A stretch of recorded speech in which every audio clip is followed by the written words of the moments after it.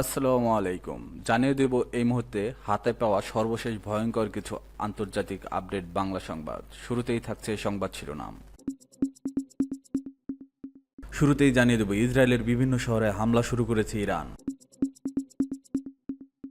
এরপর রয়েছে সামরিক অভিযান গাজায়, 431 ইসরায়েলি সেনা নিহত। এখন শুনছিলেন সংবাদ শিরোনাম, এবার বিস্তারিত। প্রিয় দর্শক, আপনি যদি এই চ্যানেলে নতুন হয়ে থাকেন, ভিডিওটি দেখতে দেখতে চ্যানেলটি সাবস্ক্রাইব করে আমাদের সাথেই থাকুন।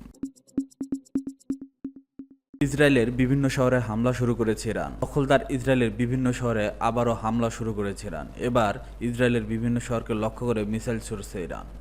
সোমবার 16 জুন রাতে মিসাইল ছুড়েছে ইরান। ইসরায়েলি প্রতিরক্ষা বাহিনীর বরাত দিয়ে আল জাজিরা জানিয়েছে, উত্তর ইসরায়েলের বিভিন্ন জায়গায় সতর্কতামূলক সাইরেন বাজানো হয়। এখন এই সব মিসাইল ভূপাতিত করার চেষ্টা করা হবে। এর আগে ইসরায়েলের তেল আবিব শহরের বাসিন্দাদের সরে যাওয়ার হুঁশিয়ারি দিয়েছে ইরানের ইসলামী বিপ্লবী গার্ড বাহিনী। ইরানের রাষ্ট্রীয় সংবাদ মাধ্যমের খবরে বলা হয়, নিজেদের নিরাপত্তার সাথে তেল আবিবের নাগরিকদের অবিলম্বে এলাকা ছাড়তে হবে। সামরিক অভিযানে গাজায় 431 ইসরায়েলি সেনা নিহত। ফিলিস্তিনের গাজায় আরও এক ইসরায়েলি সেনা নিহত।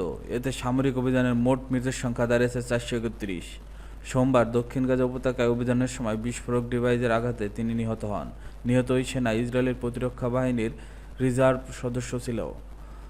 খবর টাইমস অফ ইসরায়েলের। সেনাবাহিনী জানিয়েছে, নিহত সৈনিকের নাম সিপিটি তাল মোপসোভিৎসো।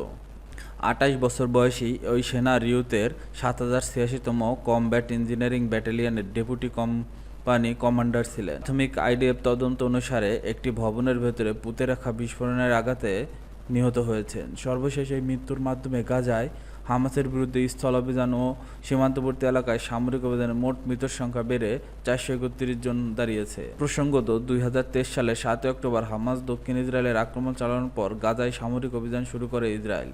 ওই হামলায় প্রায় 1200 জন নিহত হয় এবং 251 জন জিম্মি করে নিয়ে যাওয়া হয়।